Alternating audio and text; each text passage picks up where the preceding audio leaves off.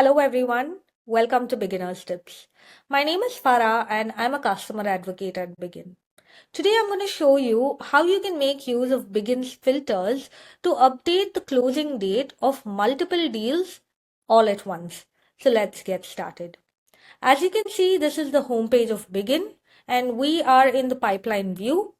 So here you can see the closing date is overdue. Let's go to filters.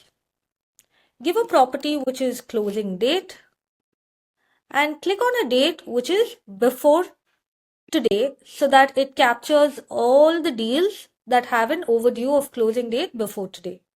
Apply the filter and this will give you a view. So here you have the option to choose all the fields in a particular stage. You can either do that, or if you have to just select a few, you can do that as well. So right now I'm just going to give select all for all the stages and I am going to click on more, update field, choose closing date, and I am going to be giving a later date of say August and hit save. As you can see, all of the deals have disappeared. So clear the filter. Now you can see all of the deals have been updated to a later date, so they don't have the mark in red. Now click on a particular deal and you can see in the timeline view that the closing date has been updated from this to this date.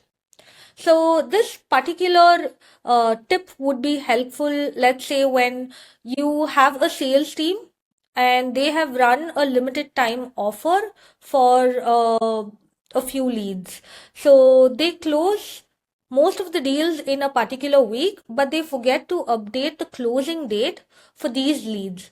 Now, this will throw off your reports and in the dashboards, it will not give you a proper picture of how many deals have been closed in a particular week or a particular month. Or it can also be helpful, let's say when a particular team member has left the team, but that team member has a lot of deals in their name and you have to bulk transfer all of those deals to another owner and you also have to move the closing date to a later date. I really hope this tip proves to be helpful for your company. Watch out this space. I'll be back with another tips video very soon. Thank you for watching.